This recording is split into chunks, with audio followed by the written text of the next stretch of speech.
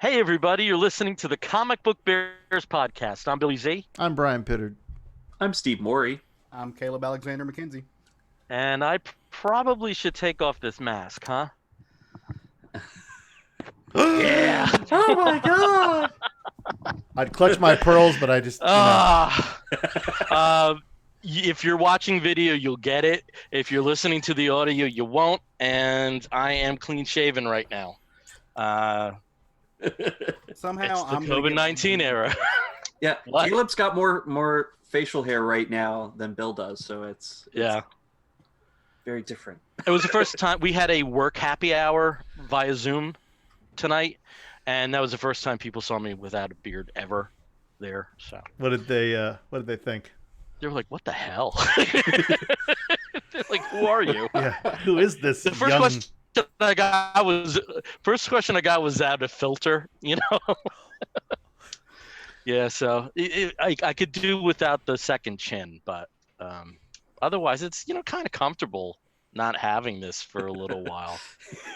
Yeah. The bushy. Covers it comfortable not nicely. having it for a lifetime.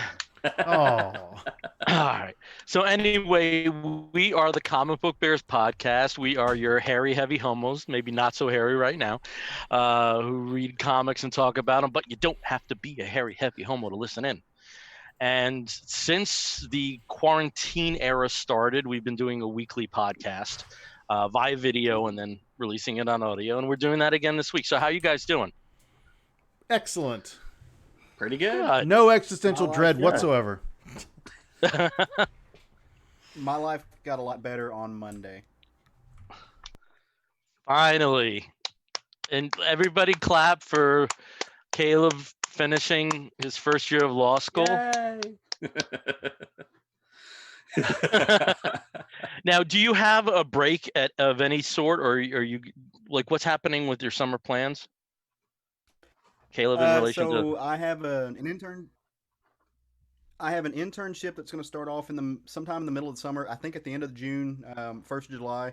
But I Mhm. have a complete break until then. Now, in saying that, because I'm terrified of having spare time, I'm working with a few groups who are trying to push to get the Arkansas governor to do a moratorium on evictions right now. So I'm Mhm. volunteering with that, and of course Great. volunteering with the van still.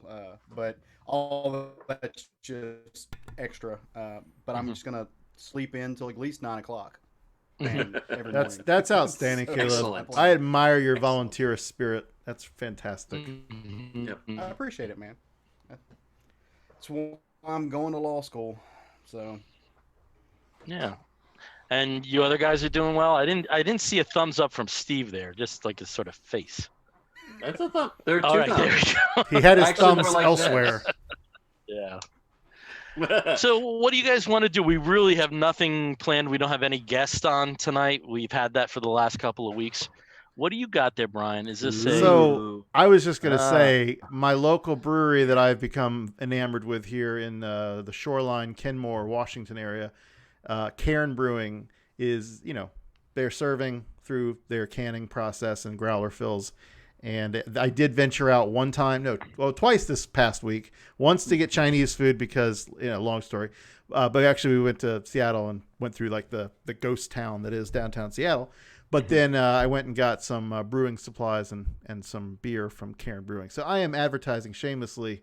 Since I am not back in Orlando advertising for my friends at Rock Pit, I have to advertise for a local beer here now. So if you're in the general Washington, Seattle area, Cairn is pretty awesome. Yeah. Anyway, Nice. Well, it's been a shit ton of time since we've had a drink roll call. So Caleb, what are you up to in the libation department? I am drinking a Shiner Bock because I did not have time to go to the good liquor store that has the good beer, and there is a gas station down the street from my house, and this is their top shelf beer. So Hey. I grabbed oh my gosh. this, and it's Shiner Bock. It is what it is. It's good. It hits the spot. It does the Mhm. job. And Steve, how about you? I'm drinking water with lemon in it. So Whoa, some flavor. fancy. And I'm also drinking Oh. it out of the godfather of Finley, who is my niece. Oh, Oh, Okay. glass that I got. I have Powerade Zero. I know it's a huge shock to the world. It's actually just but I blue also think colored it's vodka, really, right? yeah. It's just What I wouldn't have done to have that blue bantha milk. oh. There so weren't any dairies that were selling that in our area. funny story about that. Are you guys familiar with the YouTube celebrity, whatever influencer, Greg from How to Drink? Like really now. Okay, No. you need to I'm check it out. 52. Here's why. Well, no, right. So it's normally cocktails, but Uh-huh. he made the blue bantha milk that's very similar. He said to the what's the Star Wars park, Galaxy's Edge.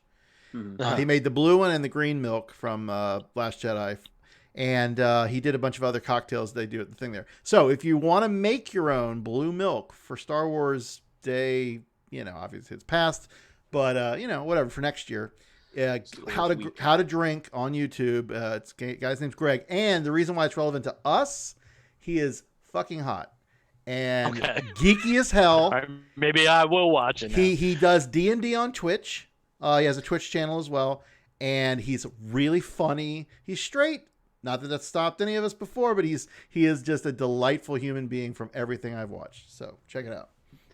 Delightful. Wouldn't life have been easier if you didn't crush on straight guys? Life would have been so much easier. I don't normally have that problem, but this guy, he's. Yeah. Oh my God!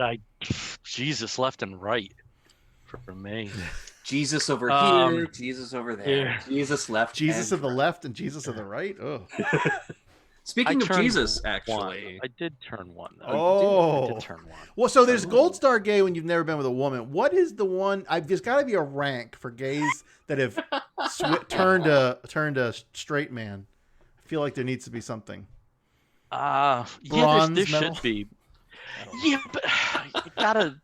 We got to think because that's got to be like a really pristine level designation. In terms of drink, though, I do want to mention that I have been sequestered since March 13th. So that is 56 days. And roughly a week before that was the last time I had an alcoholic drink. So I am 61 days without an alcoholic drink. Congratulations. Now, that is I've never had a problem. I want to say this. I've never had a problem. I've always been able to turn it on and turn it off, much to the upset of certain friends who couldn't do that. But I just decided at some point, look, it's been, I think it was like 2 weeks ago. I said, I'm just going to ride this out. So that's much better for your I'm liver drinking. than what I've been doing and others that I know. And I know people who are the complete opposite, who never drink and are like lushes right now. Wow. We're all dealing with it in the way that we can. So, well, I mean, we don't normally drink here in this house. So like when we have liquor, it's mostly for cooking. Yeah. So like we have a ton of wine never from drink at Christmas still that we haven't like lots of different wines that we haven't drink. Well, we've got lots of alcohol here, lots of wine. I have a beautiful open bottle of Bombay Sapphire. It's just I never drink at home. Yeah. My parents never did, so I never did. The only time we drink, okay, so this era notwithstanding, the only times that I used to drink would be like if I had people coming over, or like we have a hot tub now. So like if we're going into the hot tub, or we have like a specific dish that would be really good with like a white wine, like that's it. But like since the Quarantina era, I think it's almost every day at this point. And what's worse is Saturdays. I have the Zoom call with my curling crew from all over the country. That is like I think sometimes it's gone 12 hours, and we're playing drinking games. Ugh, it's bad. It's wow. Yeah. So my liver is just getting a workout. Yeah, so I gotta say, what is it about curling? Because my friend Rob Stager and his wife are part of the curling world now, and yeah. So, well, now to be fair, what is about that? To be fair, Rob had been like that before he got into curling, is my understanding. Oh yeah. So no. So here's the thing. But happily so. It's not like a depressing type. It's like they're like the best version of partiers. Oh no, they are fantastic. One day I hope to party with them, and more than I have, briefly at the cons. But and curl. So curling is actually a drinking sport with a physical activity excuse, if you will. It is written into the rules that when you win, you are buying the losing team drinks. Now, they can be sodas. They don't have to. They can be whatever. But typically, it's beer, wine, liquor, whatever. So almost all curling clubs, unless they're in a dry facility, have a bar and have a well-stocked bar. And it is like absolutely like part of the sport to just have drinks. So I didn't know that going into it. I had been hanging out at bars a lot, with my previous boyfriend working at Parliament and all that. But when I got into curling, it was just more of the, and then from there. Anyway, so yeah, that's why. I don't know that there's much else besides that, but if you do any kind of those sports like golf or whatever, it kind of comes with the territory. Yeah. I was going to say bowling is that way. Bowling, you don't for sure. bowl sober. Yeah. It just, you get bowling. It's, beer, pitchers of beer, and like loaded nachos or loaded fries. Like this just kind of like goes hands in hand. And curling's bad too, because we'll typically have, when we have like a tournament or called a bonspiel, there will be draw snacks. So you'll come off the ice, you'll get your beer thing going with your teams. You'll sit around with the other team. It's like, again, part of the sport. And everyone has snacks they bring out and serve. So like you're eating, you're drinking, you're trying to hydrate in between all this because you're going to play again in like a few hours. And so you can't just completely let it, go until you're out of the tournament. And at that point, you can just totally let yourself go, and it's kind of a mess. At least that's my experience. I've been there. I've seen it. Yes, Steve has actually had to see firsthand in Charlotte the shit show that is my friends. It's a ton of fun. I mean, as a spectator, just getting to see how fun a bonspiel can be. When you have a ton of people from all over the country who are there to slide a big, heavy, round thing across some ice and then, squeegee it very quickly and then spend the rest of the time drinking and eating. It's just, it's the best. So, but it's tons of fun. If you ever have a chance to go, if anybody invites you, definitely go and check out some curling because it's cool. Yeah, actually, Bill, when this quarantine's over, because how far is Plainfield? Is that, pretty far from you, or is that... hour? If you have a chance, you should really go see Rob. He's down there. Yeah, it's just the times are always weird. It's also like friends of mine that are in the non-professional hockey groups. Sometimes the playing times are so weird. It's like 11:30 at night. Yeah, they can be weird. And because and again because either because of semi-professional hockey training or figure skating, things like that.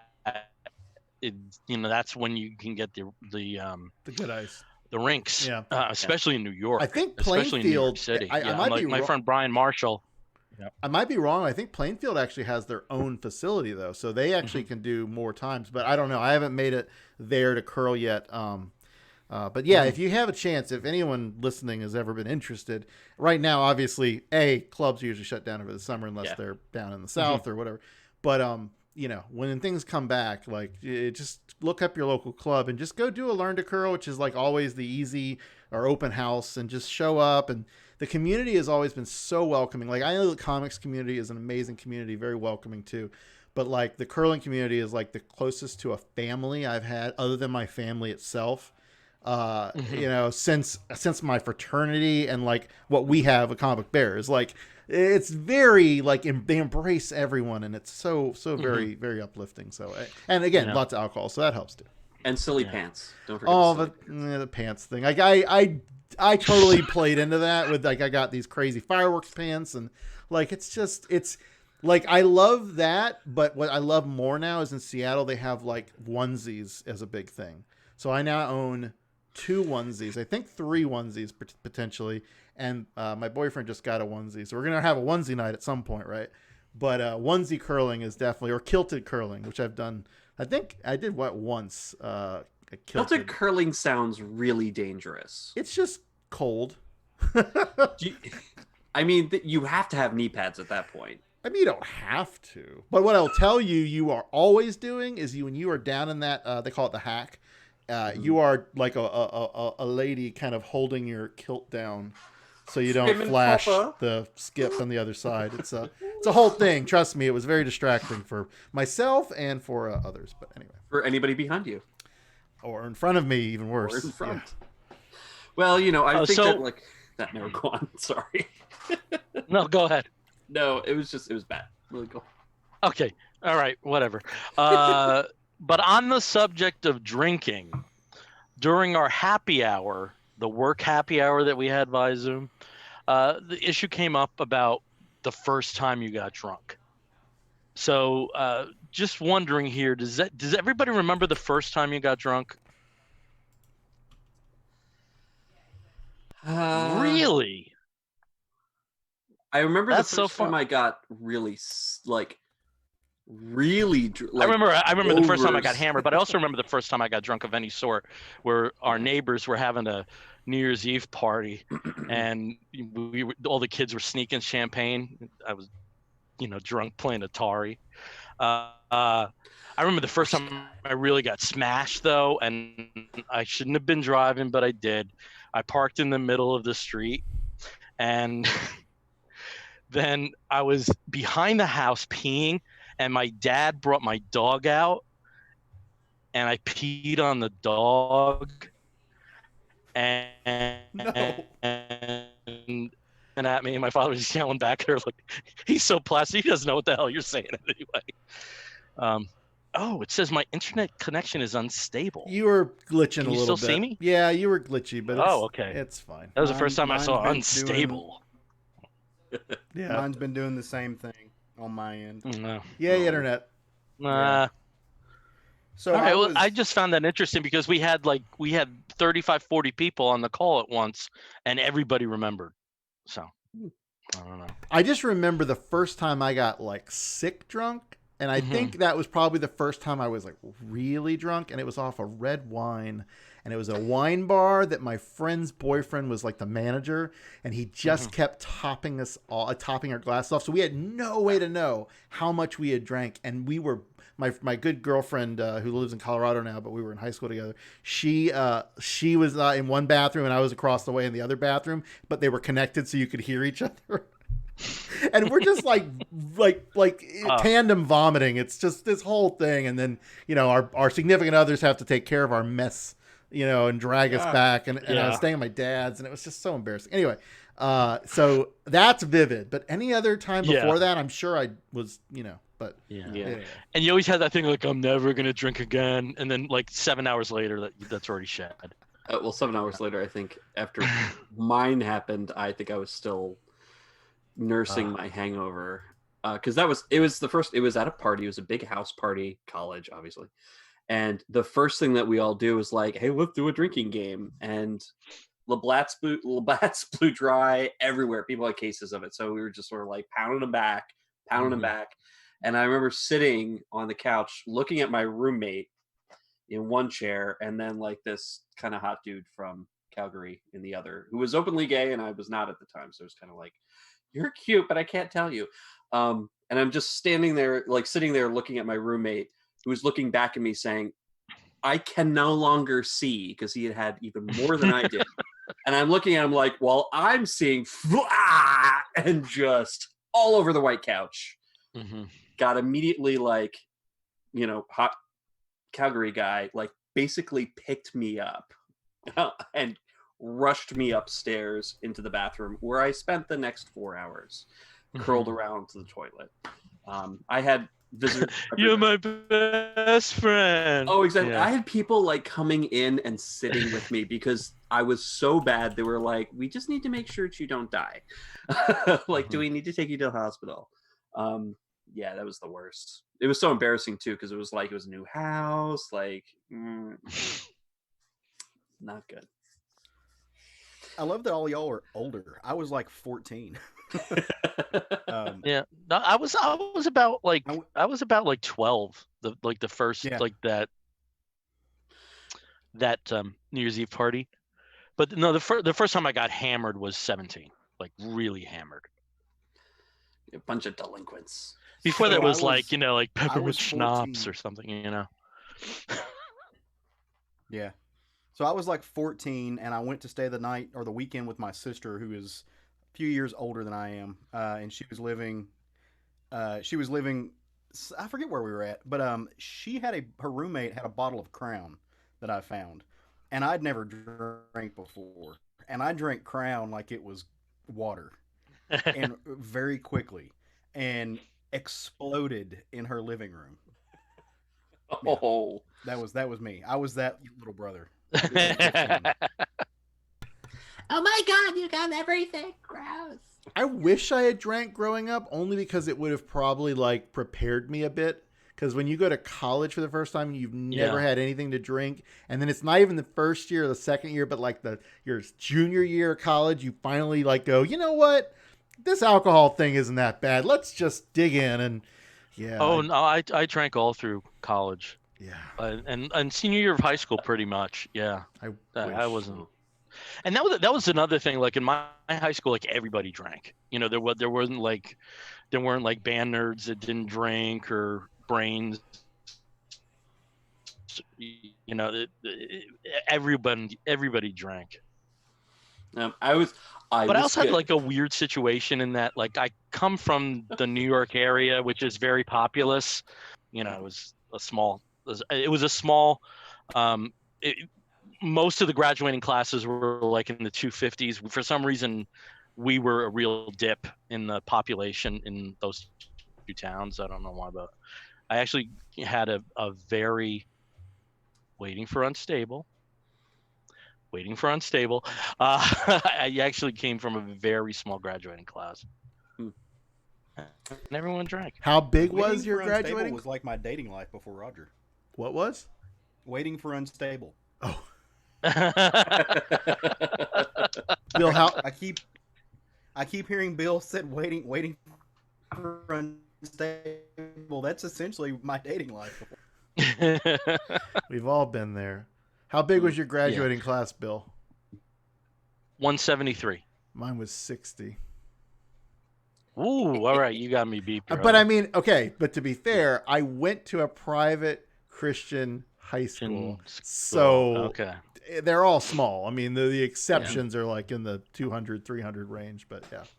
Yeah. But they did not. So, and I grew up in that school. I thought nobody drank, nobody did drugs. I was so naive and I was so protected because I didn't. I was in the band and I was, sticking to like whatever.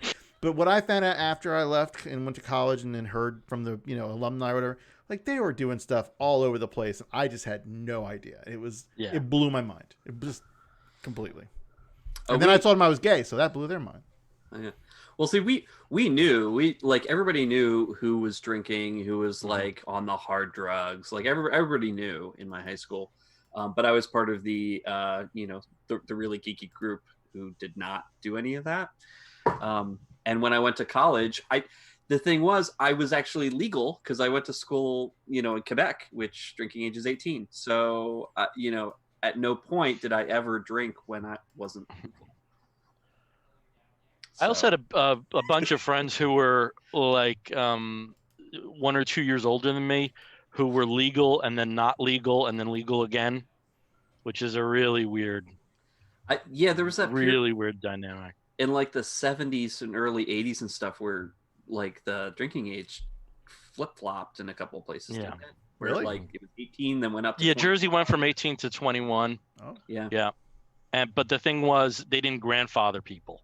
Mm-hmm. So some states did grandfather, but some didn't. So there were people who were legal the freshman and sophomore years in college and weren't in their junior. Weird. Yeah. That's such a Yeah. Well, that was thanks to, I think it was all thanks to MAD. I mean, Mothers Against Drunk Driving. That's when they pushed it, wasn't it?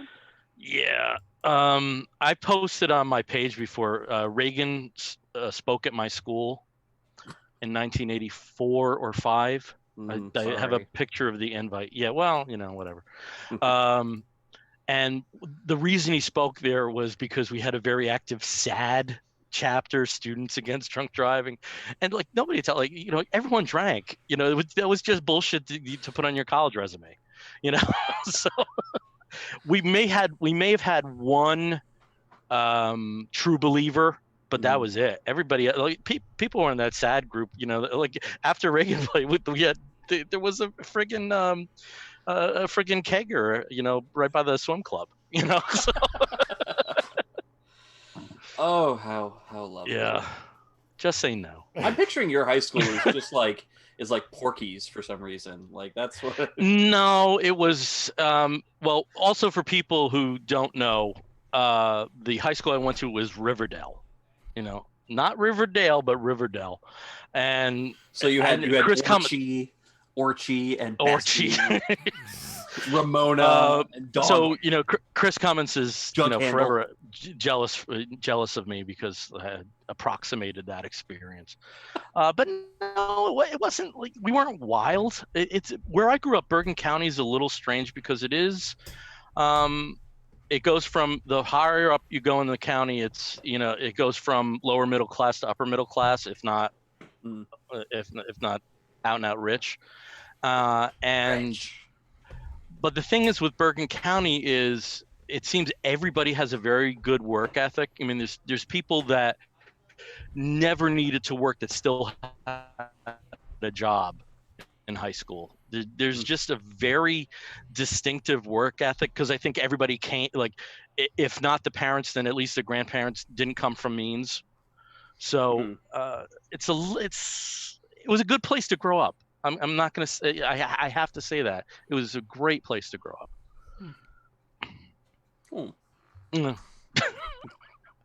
We want weird places here. Well, I can keep going with definitely these weird the most places you ever talked here. about drinking So, on the show. Bergen County, there's a drum corps, I believe, from Bergen County, and I think it's cadets. If I haven't thought about, is that it? Cadets of Bergen County? Could be. I don't know. Yep. Sorry. I don't know drum corps. The cadets drum corps and drum and bugle corps of Bergen County, based in Allentown, Pennsylvania. So I guess there's a Bergen County in Allentown. Yeah, there's a Bergen County in PA. Okay, so never mind. Forget the whole thing. We can't go down that rabbit hole. It's not about your county. Okay. I will give people a reference. Does anybody watch MSNBC? Sometimes. Okay. Stephanie Rule. Yep. Stephanie Rule is from Bergen County as well. She is Bergen County as fuck. And if you want to get an idea of what people from Bergen County are like, Stephanie Rule. Because she just has that, there's a no-nonsense attitude, but there is humor there. I don't know. I see her and I just see, at least 7 or 8 women I went to high school with. So. Interesting. Mm-hmm. I got nothing. I thought you were going to say Rachel Maddow's from there. I'm like, no. No, she's from the Bay Area, right? Is she? Oh. Yeah, I think she's from the Bay Area. She's not from Gotham? No, she's not. No, she's. What's the name of that character again? It's gonna drive me nuts because I know it. It's gonna drive me crazy. Rachel Reddow. It's like on the tip of my tongue. Rachel Reddow, yes. So I didn't realize. So Bergen County is like way up there. It's north of New York. Yeah. Wow. Yeah, there's areas of Bergen County that are farther north than areas, certainly New York City, and certain areas of New York State. It's higher up north than that. Yeah, it is on the border with Nanuet and areas like that, and not like so far even from like Allentown. So I mean, see, that's an area I've been to. New York, I've been to Philadelphia, I've been to other parts of New Jersey, other parts of all that. But I had no idea like how close all of that is right there. I just have not spent enough time. It's a very populous area, you know. Of course. It's really, I mean, there's so many people here. Anyway, I could geek out. I'm like looking at maps. You show me a map and I'm distracted for hours. So I need to close this tab because I will just like, wow, Poughkeepsie is like right there. And oh my God, that's only, anyway, I do that. Poughkeepsie is probably like a 2-hour ride. It's too far to be a concert market.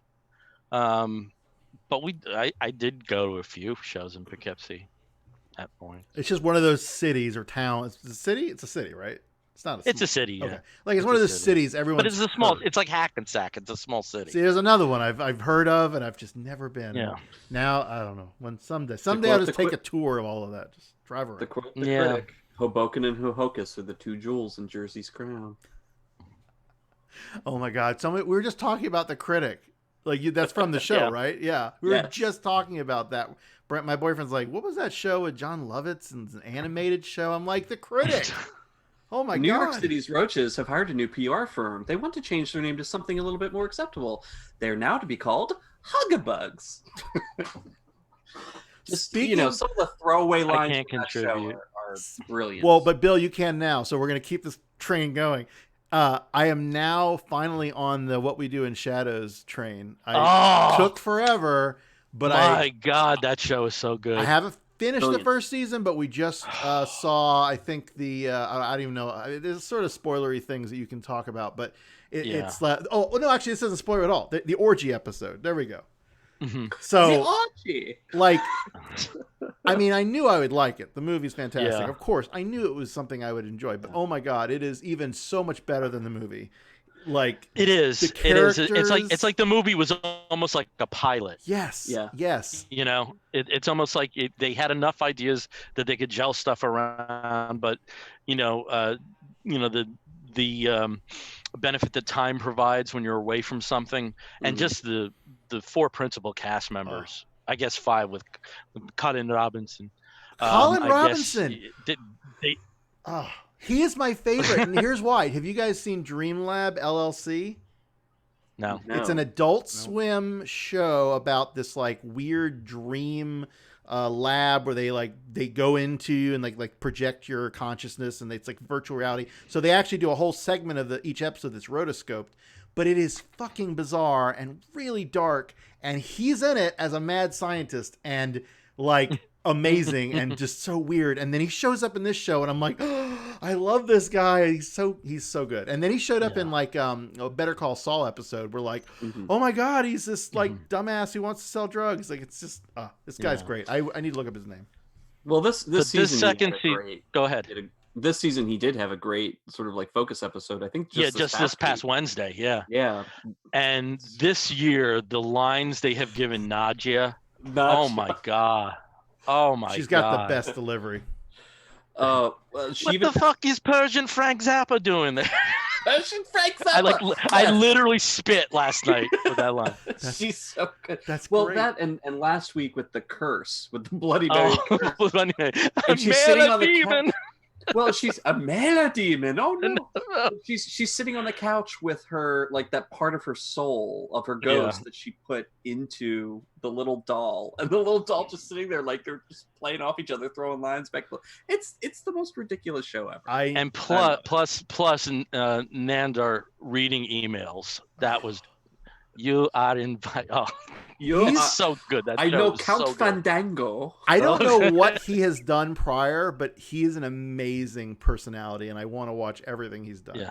He is in Men in Black International I very won't watch briefly. that, though. It, it looks weird. He does have a spot where like his beard is sentient and it comes off. And he's Okay, got, like, you've sold me It's when very you strange. said his beard comes off, or it's It's very strange. I'm back on board. But he is a very funny British comedian, and I think he did. I want to say it was Phone Jacker was his show. Okay, I figured in the you'd UK. know.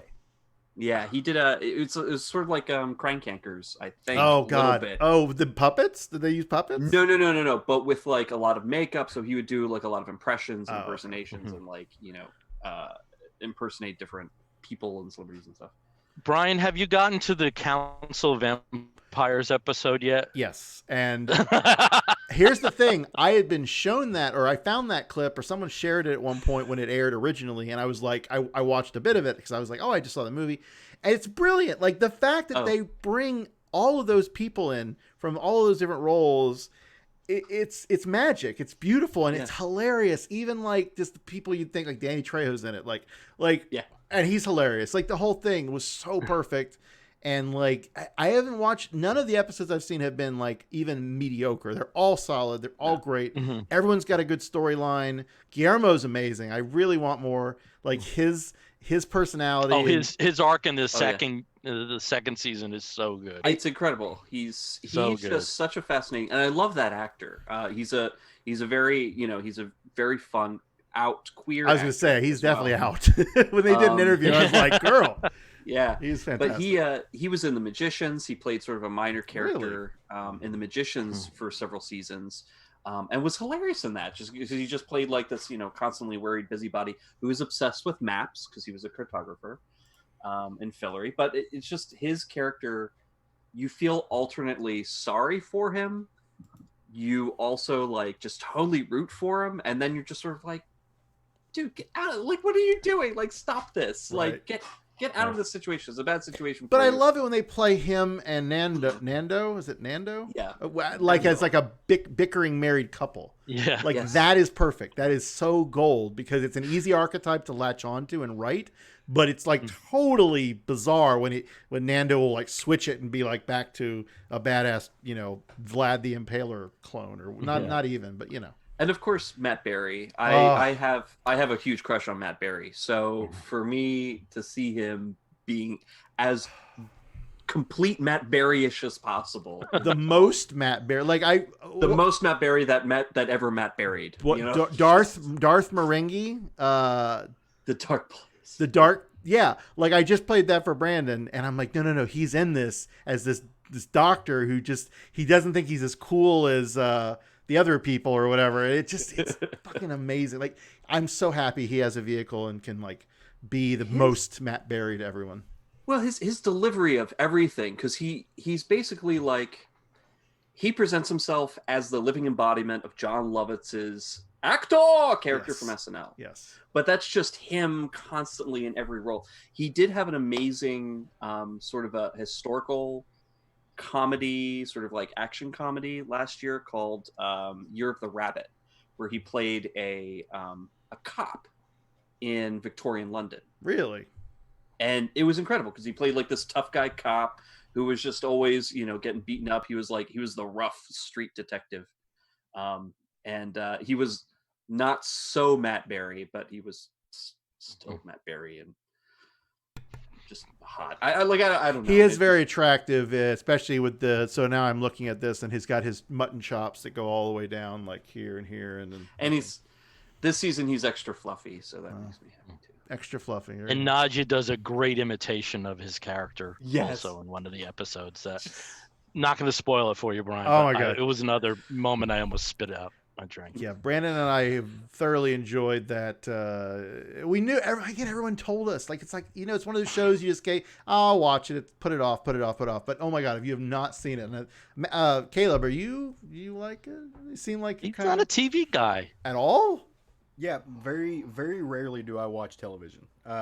Roger, so if I'm watching TV, there's almost a 95% chance it's something that Roger wants to watch. Yeah. Right. So I need to message Roger and be like, hey, could you just get into this so Caleb can get into this? He will. I'm surprised if it's on Netflix, Hulu, Amazon, Disney, or whatever. Hulu. I'm surprised we haven't started watching it yet. And I just haven't watched it with him. Yeah. Definitely. Right now, we are going through and watching. We are rewatching. What's it called? With the two brothers.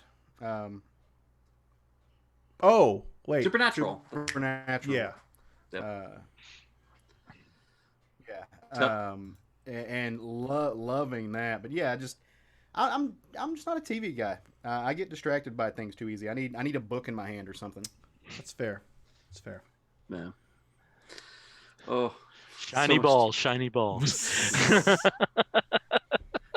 Well, like when it comes to television or movies, I don't know if it's just that I tend to like the higher end stuff. So I'm not a comedy guy. I don't like watching comedies. So give me a serious drama. Give me an artiste movie. Like we watched The Lighthouse the other night, and I was just like glued.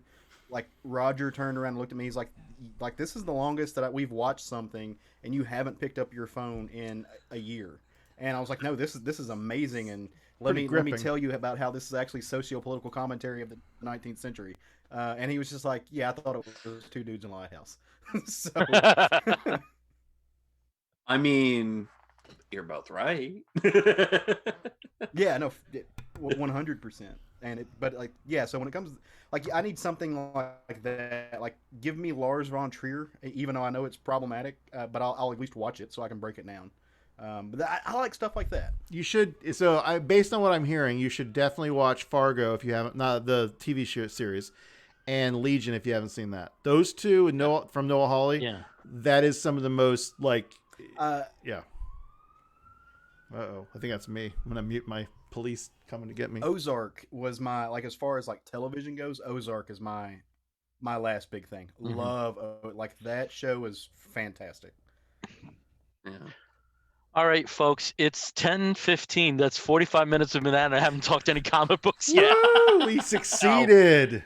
But some developments in the comic book world. There actually are print comics again, and Steve got some from his first DCBS shipment there.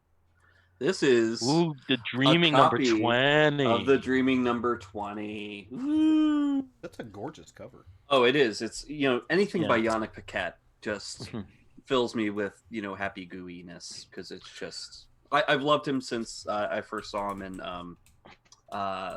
New 52 Swamp Thing. And because that's when I got back into comics, was 2011, so I didn't know how much he did before that. But this is great.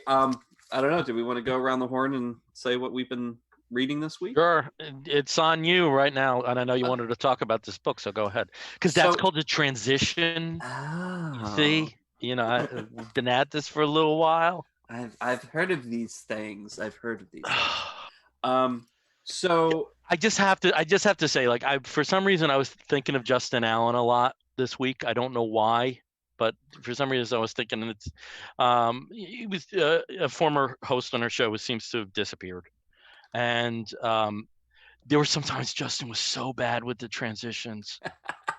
Oh God, it was like I did my best to insulate, but there were a few times, man, that he just was not good with the handover. And Steve's almost as bad. All right, so well, I didn't want to assume. Justin had other pluses. So go ahead, Steve. So like I said, Dreaming was one of the books that I got just this past weekend. And I would say that I'll be talking about the entire book, but I'm not, because this is the final issue of the Sandman universe Dreaming. It's technically the Dreaming Volume 2, but it is the first Dreaming series that was published under the Sandman universe Vertigo logo, or Vertigo, not post Vertigo label under DC. And because this is issue number 20, it is the wrap up of the massive storyline that Cy Spurrier started back in issue number 1.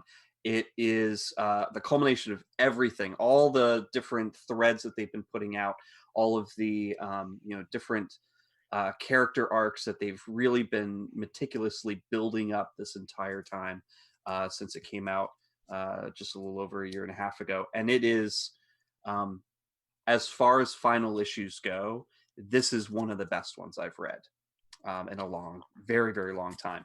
And in fact, without giving too much away, I'm definitely going to say that this, reading this after reading sort of the arcs, and yes, there's been some ups and downs in the quality and some of the storylines, weren't so great, but this basically ties everything together in a way that made me feel that this is probably one of the better post Neil Gaiman Sandman stories of the past 20 years. So I'm just so overjoyed with reading this. So if you have a chance to pick up the Dreaming number 20, whether it's at your local comic shop or you get it in the mail, definitely do so. I don't want to spoil what happens in the end, but I did kind of want to say, if you have not been reading this and you're wondering if you should even get into something, if you were a fan of Sandman before and you don't really know if you want to pick something up that's more recent, that's not being written by Neil Gaiman, if you read the original Dreaming series that came out back in 96 and you were just kind of okay with it, because some people were, this is definitely very different. And I know that I believe the first trade is out for sure. I don't know if the second trade collecting the second set of 6 issues is out yet, but if you do have a chance to do it and read it, pick it up, find it, it is great. It is worth this view is worth the climb, especially given this finale. So characters are great. Cy Spurrier as the writer is amazing. Bilquis Evely, who's his main contributor for art, her work is beautiful and it makes it look like a Sandman book. If you harken back to the Sandman of the 90s, where there was a lot of different artists that contributed, this work feels very much like it's from that era. But there's also other visiting artists that come in as well. Marguerite Sauvage has some work that appears in it. But the characters are great. Some of the original characters are wonderful, and the returning characters, some of which we haven't seen in over 20 years, make an amazing comeback in this. And I think that if you're a fan of Sandman and haven't really read much Sandman since, pick up The Dreaming, read it to the end of the last issue, and hopefully you'll feel the same way that I did about it. So. Okay, I have to interject here as somebody who has read issues 1 through 19 so far, and 20 will be coming to me fairly soon. I just didn't want DCBS to charge more for shipping than the 2 books they were actually going to send me. Yeah. I was not impressed by this series at all. I thought there was a very samey feel. Some of that is the very familiar characters like Murph Pumpkinhead and Matthew the Raven. At least with the first half of the series, I felt that these were stories we've already seen. Yeah. And I will agree that as things went on, they did shed that a bit. I did really like the judge character that took over the Dreaming. Yeah. Was he a holdover from the? No. Yeah, that was. I thought that was. I thought that aspect. I thought he was an excellent villain, for lack of a better word. But I don't know if heroes and villains really come into it in this particular world. But I can't voice the support that you do, because I just think of stories that are set in this particular universe. I think there's much better resources you can go to. I just it wasn't working for me, but I'm glad it worked for you. Yeah, and because I know you love this particular series of stories. And I'm not going to disagree with you for the first couple of story arcs. If you have read basically everything that's come out, a lot of the sequel series, The Dreaming, any of the other Endless books and miniseries that have come out over the years, you are going to feel that there's some retread. But I think a lot of that is because they're coming back into this world that really hasn't had a lot over the past 5 to 10 years. A lot of focus on it. There's been some attempts to bring it back. There's been some, obviously some references in a lot of other series, a lot of other Vertigo series. But getting back into these characters for me was kind of, picking up an old book that you hadn't read in a long time and getting to see some of the things that you love so much that you haven't seen for a while, like just things that are reminding you. Old characters that you thought were gone are now brought back for this. And I think it did take a while to get going, which is why the last arc, this latest arc, maybe the past, I'd say 6-7 issues, were what really solidified the plot for me, the feel of what I really expected of Sandman. Really brought that to the forefront. And it really, I think the revelation of Wan actually showing up finally after being hinted at for like half the series, I think that clinched it right there. Okay. I don't want to slam the line across the board. We've already talked about House of Whispers, and the first half, I didn't know what the hell was going on most times. Sure. It was very difficult to distinguish some of the characters from one another. I thought when they did introduce the Latina girl and the freaky cat, I thought I know it's headed to for its end too, but I did think the latter half of the series was an improvement. But it still, It wasn't a series I enjoyed. I'm loving Books of Magic Yeah. because I think that really distills what works about Tim Hunter um, in a very precise way. And out of all the books, I feel that that's one that you could have walked away being the hugest fan of the previous incarnations of Books of Magic, but at the same time, if you never touched that property before, uh, perfect jumping on point. Yeah. I think out of the Sandman universes that books that's been the most successful, Lucifer I'm bored with. Oh. I think the aspect that they're dealing with now of the Horseman Mhm. is somewhat interesting, but I really liked that previous Vertigo take, which I know is not canon anymore. Mhm. I thought that was almost like it was like unbridled. They didn't really have to necessarily stick with the rules that were set in the Mike Carey run, Mhm. which is amazing. I started reading that. That's so good. Um, and I think Hellblazer is off to a really good start. Yeah. It definitely feels like Hellblazer and not Constantine for Yes. in the best possible sense. Well, and the fact that Hellblazer literally does state that pretty much everything that happened before, everything that came for, before in the old Virgo series is still Yeah. canon. It didn't happen in that world. World, yeah. And Constantine himself has been basically drop kicked into this reality, but as a younger man, sort of, not really. Yeah. It's like he's younger than he should be, Yeah. but he doesn't know how he got in that form. But there's a lot there that I think that they have a lot of potential to unpack from the old series, but in a very new way, and also explore. It's been 10 years, almost 10 years, so it's like they're pushing it ahead. Yeah. Another decade, and the Yeah. changes that I'm just thinking, the Hellblazer ended in 2012, Yeah, and that was probably the last holdout. Yeah. yeah, and then it got rolled into New 52, and you Yeah. had Constantine, and it not that I was really against Constantine. In fact, I did really enjoy um, one of the volumes. I think it was Constantine the Hellblazer, but it's tricky. Yeah, and I'm thinking in that time, I mean, the only things we had were the Lucifer series that I mentioned and Dead Boy Detectives, that relaunch of Dead Boy Detectives. Which I read and was okay. It was okay. Yeah. Yeah. Yeah. Brian or Caleb, is there anything you'd like to interject regarding the Sandman universe? I only think I read the first of the Dreaming, and that's it as far as I went. But I love Cy Spurrier's stuff. His creator-owned is really good, and his X-Force and Cable stuff was pretty solid. So I'd check it out. Yeah. So what you were saying about all the series in the Sandman universe, like struggling to gain some traction, that's exactly how I felt.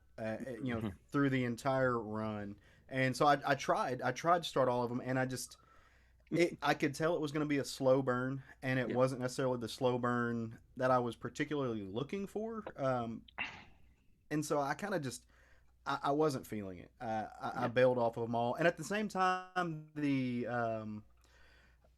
Basket Full of Heads and the Dollhouse Family, like that line of books was The Hill coming out. House. Not the Basket Full of Heads, but the Hill House comics. Yeah. Was coming out. If I'm gonna start on a series, I'm gonna start on an imprint.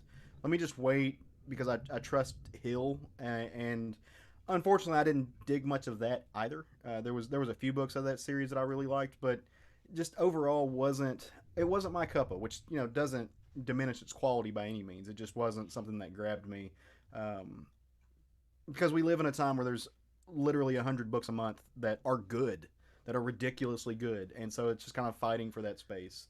So it's one of those things where it's got to knock my socks off if I'm going to stay with it. Okay. Well, Caleb, you were pretty eloquent there, so why don't you keep the mic on you and tell us about something you're reading that you're digging. So you guys know how I hate politics and comics, right? That was yes, with a passion. Yeah. No, so I went back, and right now there's lots of time to read hardcovers. One of my favorite cartoonists of all time is Peter Bagg, and I know Peter Bagg. If you say his name, that brings up the old eerie stuff, the stuff that he did with Robert Crumb. But this is a series that this is a collection that he did for Reason Magazine. It takes a lot of these little comic news strips that he did for Reason Magazine and puts them all into one collection. Now, if you're, it's thundering its ass off outside. Sorry if you can hear that. That's cool. We like it. But what Reason Magazine was this kind of post 2000 2001 era libertarian rag. And in saying that, I'm by no means a libertarian. Like, I'm very, very far from a libertarian. But this is libertarian prior to 2008. This is libertarian writing prior to President Obama coming into the office, which there was a shift in the libertarian movement. Like the libertarians post Obama presidency was not libertarianism pre Obama presidency. Like there was a big change there. And so the work that Peter Bagg was doing in this was really it is very much in the mold of angry old men who dislike society. It holds a mirror up to the parts of the world that they just find nonsensical. To the point that one of the strips in here, it talks. It's on the topic of gay marriage, and it's on the topic of gay marriage in the sense that Peter Bagg actually went to a alternative lifestyle convention, which had queer people, but it also had swinging couples, and it had the BDSM movement had a presence there, and it was kind of all of these sexual minority groups shoveled into one spot, and their different takes on it. How some of these people who were lambasted by what you consider conservatives there, what you would consider, you know, against quote unquote normal or modern society, and how even they were against things like gay marriage, not because they were against queers, they were against marriage in general. Another part of this book, he goes and he looks at like the anti-gun control movement, which is where it's it's funny because this is, like I said, this is not the libertarianism that we know today. And he looks at things like the argument: should we be able to own a rocket launcher or a tank? If we should be able to have the idea that what, fuck it, yeah, you should. Like let's be puritanical about the Constitution. And I don't agree with that by any means. I'm very much a what's the Leonard Skinner lyric? Take all the guns and throw them into the ocean or throw them into the sea. Like that's my point of view. But even though I don't agree with a lot of where he comes down at, or at least where he comes down at for Reason Magazine, it's it's interesting for a thought exercise. Caleb, can you repeat that because you really cut out there? It's a good window into that world, and I gotta say, Peter Bagg was coming from a position of being very scared of authoritarian governments, and some of the things that he talked about in this book, some of the ideas that he had and he planned, came to fruition. Like he was very much in like, in 5 years the government's gonna lock down tracking devices on everybody, and you're gonna have to have you'll have to have a passport to go to Pennsylvania. Much less to go to Canada or Mexico, and all that kind of happened. He kind of called the Patriot Act before the Patriot Act happened, or before it got changed to the Freedom Act. And as somebody who is politically minded, somebody who like wants to know how people think, even people I don't agree with, I love Peter Bagg, and I also think that his viewpoints on a lot of these things have probably changed since then. I would love to sit down and talk to him at some point to see where he is now versus where he was then. I actually did get a chance to speak with him. I want to say 2 years ago. I went to AWP, which is the Association of Writing Programs, because I was an English major in undergrad. But it's this giant like conglomeration of poets and creative fiction writers, and very much literary fiction. So people who think very highly of themselves and write a bunch of dribble, mostly. Even though that's kind of stuff I like. Um, so then they all got together, but Drawn and Quarterly had a booth there because it was in Portland, and that's where a lot of those guys are based out of. And so I was able to sit down and talk to Peter Bagg, and that's where I think a lot of a lot of his viewpoints have probably evolved. They probably stem from the same kind of curmudgeonly old man place that he was at, but they've definitely evolved. And so I would love to sit and talk to him and see how he's changed in his thought processes, or if he even has, and where he sees the future going. Because I'm not saying he's Nostradamus by any means, but he had his finger on the pulse of the political landscape in in these writings for Reason magazine. And if you don't know who Peter Bagg is, I'm just going to flip to a random page. His cartooning is impeccable. Like he is a cartoonist in the very cartoon sense of the word. He's not like he's not trying to make things look visually real. He absolutely is the kind of guy who wants to just take it and make it as moldable, as malleable as he can, and still maintain and still speak the visual language that you know what it is. I think his work is outstanding. I know here lately he's been doing a series of like these little biopics, not biopics, biography comics. He did one on Margaret Sanger. Trying to see. Let me pull it off my shelf. He did another one, the Margaret Sanger story called Woman Rebel. He takes these female figures who have been either forgotten, overlooked, or lambasted in history. Of course, Margaret Sanger is who started Planned Parenthood, and how society in general kind of puts the not rose-colored glasses on, but they look ill on these women. And he tells the true story through a lot of research and a lot of history. On one side, people hate Margaret Sanger because she advocated for abortion. On the other side, people think she advocated for eugenics, and very racially motivated eugenics.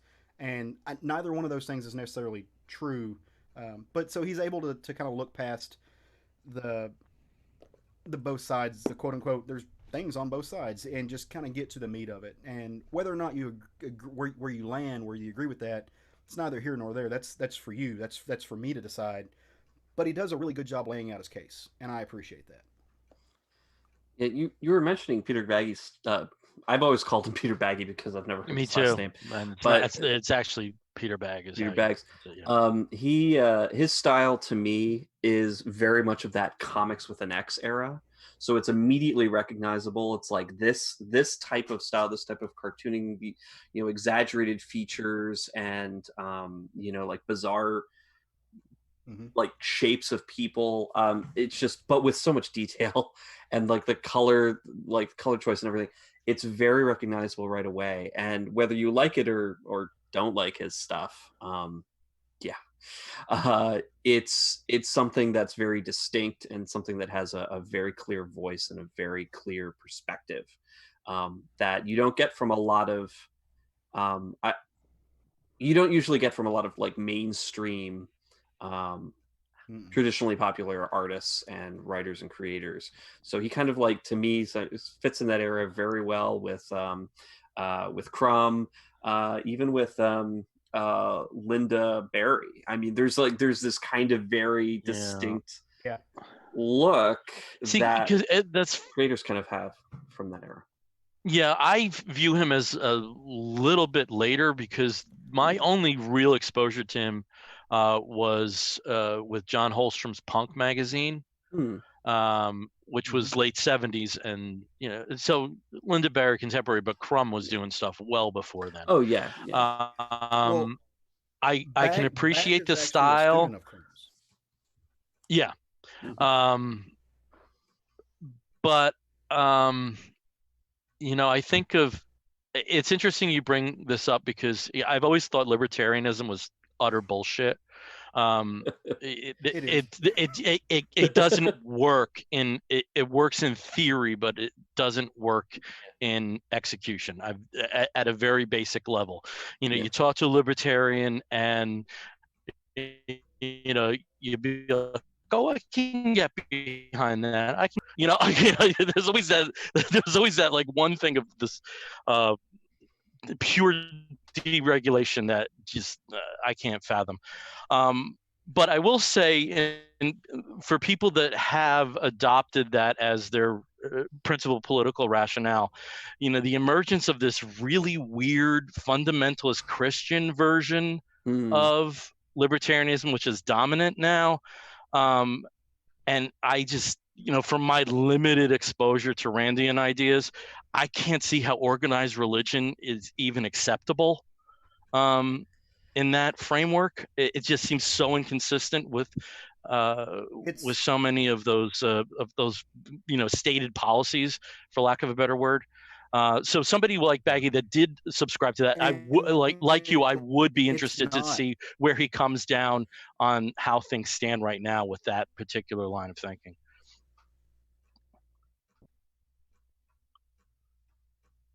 Yeah.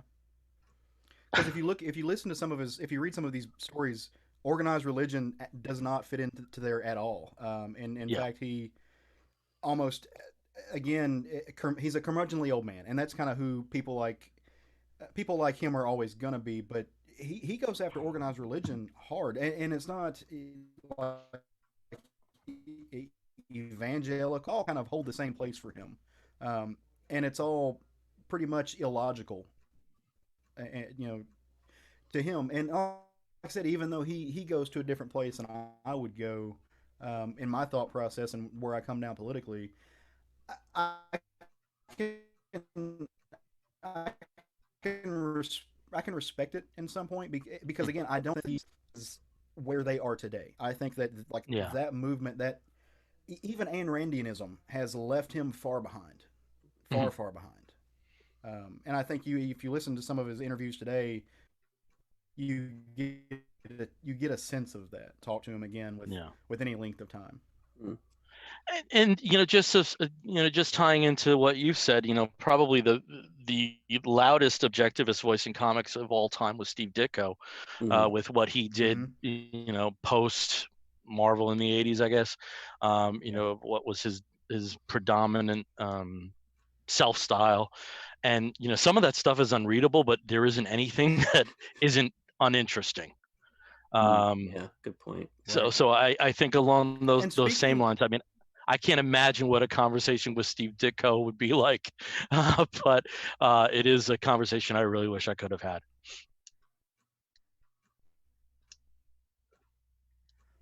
well, speaking of Ditko and conversations with him, I wasn't going to bring this up, but since you brought up Ditko, my very dear friend Zach Crucy, who is he's a comics scholar, like he teaches comics on the Throw a on the plural in collegiate that there level. for me, there, son. Yeah. Wait, which one? I said throw a plural for that. I'm a friend of Zach's too. Oh, right, In right. fayou who is This was more to thanked in the book? people out in the area watching. Our dear friend Zach Crucy. There you go. All my people flow through Bill, so that's kind of a given. Like everybody I know through Bill. But no, his book is going to be coming out soon. It's what the exact title is, but it's basically it's a breakdown. It's a study of Ditko and how, like, his thesis is that Ditko was not necessarily this hardline Randian figure. He was actually like somebody who was malleable and in search for like this new liberal identity, and not a libertarianism, but like big L liberal, not you know wave your flag in the streets with blue hair liberal. But it was a whole different ball game for him, and I cannot wait to get my hands on it. You can pre-order it now. I think all.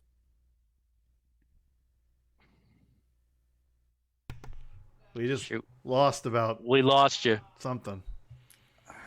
Yeah. I said brilliant things. Yeah. So Yeah. just repeat what you were talking about Zach's book.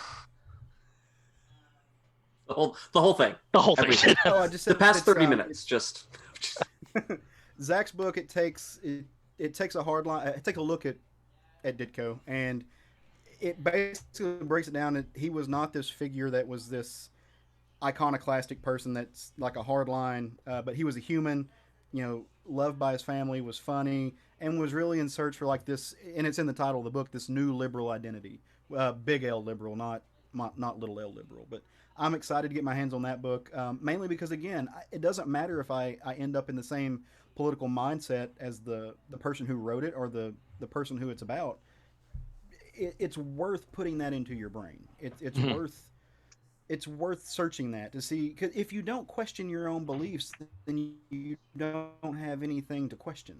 Mhm. You know, and so that's why I like digging into books like this. Yeah. When Zach was putting this book together, I actually supplied him with the Hulk pages from Ditko's run on Tales to Astonish. When they relaunched the Hulk as a feature, it wasn't Kirby on art, but it was actually Ditko for the first considerable amount of time. I want to say like the first 12, 14 months or so. And I just remember that one night, I'm just like, snapping the pics so that he could get them. I just love that. Given Caleb's love for the Hulk, I can add that story there. But no, Zach is, he's the right person to write this book. I'll put it that way. Absolutely. Yeah. And he just got his doctorate, so now he's Dr. Cruci. Yeah. Hey, remember this, son. When you're out of this, you're a doctor too.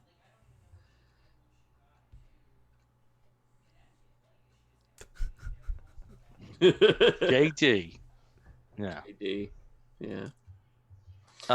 Steve, Brian, anything you want to add to the libertarian conversation? Not touching it with a 10-foot pole. Yeah, all I have to say is that I did used to subscribe to Reason magazine in the early 2000s, and I used to love it because it would have stories. It would basically, it was kind of like a Newsweek almost, where it would aggregate a whole bunch of different stories from a lot of different news sources, and then have commentary on them. So it would present them as they had been, presented in other, different politically leaning magazines or newspapers or whatever, and then it would just comment on them. And it was it presented a lot of the news in the make what you want out of this, like, reason and interpret this as you will kind of thing. And then this is, our take is reason. And they had a lot of little funny things too. I can't remember if I was reading it when Peter Bagg was doing artwork in it, but yeah, that was years ago though. And no, there's some writers on there that I, kind of disagree with fundamentally as a human. So Yeah. it's very difficult to actually read their take on what it means to be a sentient being. So it just Mhm. All right, Brian, throwing it over to you. What's something you're reading that you're digging? So it's been on my list to revisit for a little bit, but our friend Cena Grace has a Image book out. Wait, it's not Image. I said that wrong. Hold on. Should probably check these things. Ghosted in LA is Boom. Boom. Yeah. Sorry. Has a Boom The book next out. book is Image. The next book is Image. Oh, okay. Well, it might be. That's why my wires are crossed. It's a Boom book that I read the first issue when it came out. It's called Ghosted in LA.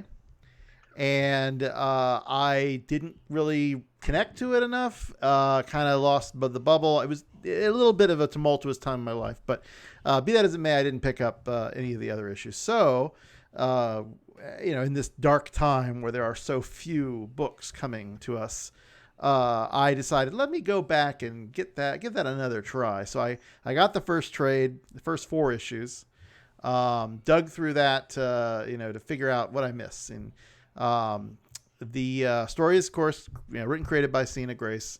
If you're not familiar with Cena's work, we've talked about it on the show before, and we've had him on the show before, I believe. It's been a while. Twice. Oh my God. I must have only been there once, because I would remember Cena being up in my ear holes twice. Yeah, I think so. Yeah. But yeah, he's been working with the Marvel for a while, doing Iceman up until the most recent incarnation of the X books. And then some other fantastic series before. A lot of his self-obsessed, sort of biographical comics are some of my favorites of his work. And importantly, he did his first DC work with King Shazam. Yes, I don't think I didn't read it, so I'm wondering, maybe we can talk about that at some point. I read it. I need to go dig it up, but his creator-owned stuff is usually a little more interesting for me. I think he could be a little more his authentic self, And if you've ever met Cena at a show or anywhere else, he's got quite a character, colorful personality. He's very funny, very entertaining, sweet dear man. Loves his bears, and we love him for loving us. But anyway, first time I met him, like I go to New York Comic Con, and was it Burn? Oh God, Burn the Arcade? No. What was his? Burn the Orphanage. Burn the Orphanage. Orphanage, Burn the Arcade. That's a good sequel, though. Burn the Arcade. We got to do that. Great series. Burn the Orphanage. So much fun. Love that series. I just read it. It's got a delightful character named Bear, who's also bearish, and I loved it. And I went up to him, and I was so nervous because this is fairly early on, before I had met a lot of comic book professionals, and just whatever, fanboy. So and he's like, "Girl, give me a hug," and I'm just like, "Oh my God, this guy is fantastic." Anyway. So he did this book with Siobhan Keenan. I'll make sure I say their name right. And it is unlike anything else I think you'll find in comics. I've never seen anything quite like it, because it is sort of a coming of age, sort of, set in college in LA. It is sort of a not teen, but like, romance is the wrong word, but like it delves into certain like soap opera-y kind of moments with, boyfriends, girlfriends, boyfriend, all that. Mm-hmm. But with a supernatural twist and exploring the lives of these ghosts that inhabit this manor, this lovely, like, sort of mansion-ish place in LA.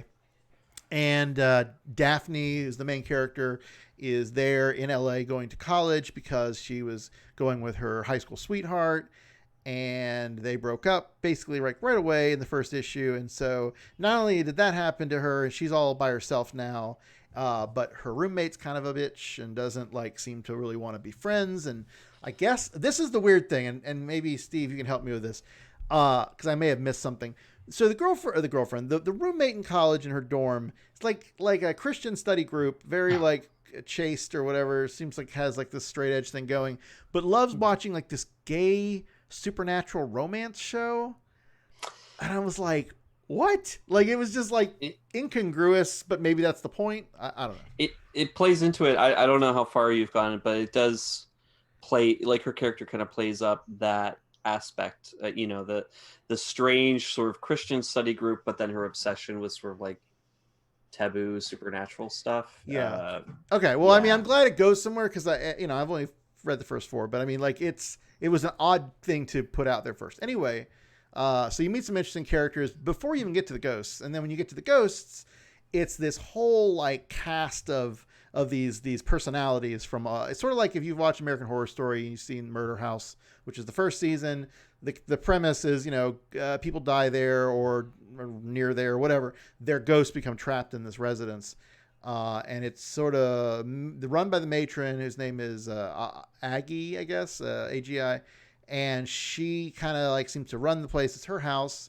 So, after Daphne stumbles in there and kind of figures out like these are ghosts, and they introduce themselves to her, she seems to really like figure out that she really needs this like place to be, sort of live and have a community, and an instant like connection to some of these ghosts. Not all. So the first issue, you get through all that premise, and by the end, you see her kind of making her way in that space. But then you get to the second issue, and I think that kind of completes the first narrative chunk that you really need to be grabbed, because it explores a bit of her boyfriend and some of the reasons with, or at least at some point soon, it kind of delves into that. It delves into more of the ghost backstories, which that's fascinating and always interesting when they kind of do the flashbacks. Not only do they change the color palette, of course, but it's got its own unique era specific feel, because these ghosts have died in all kinds of different eras. I think my favorite character is the lawyer, and his name is Bernard, and he's very dapper. He's got like the vest, and I think he's like from the 80s, like that was where he was sort of like that age that he died. And there's a lovely flashback about him, and he's gay, and with his boyfriend who didn't like, wanted him to be more out than he was, wanted him to come out to the clubs, and he was embarrassed and whatever. So that's kind of a cool story beat. But then you find out about the Daphne's ex-boyfriend Ronnie, and how he and you see this like anyone who's been in this situation with being gay but not quite knowing how to articulate it to their straight girlfriend or best friend eventually, whatever.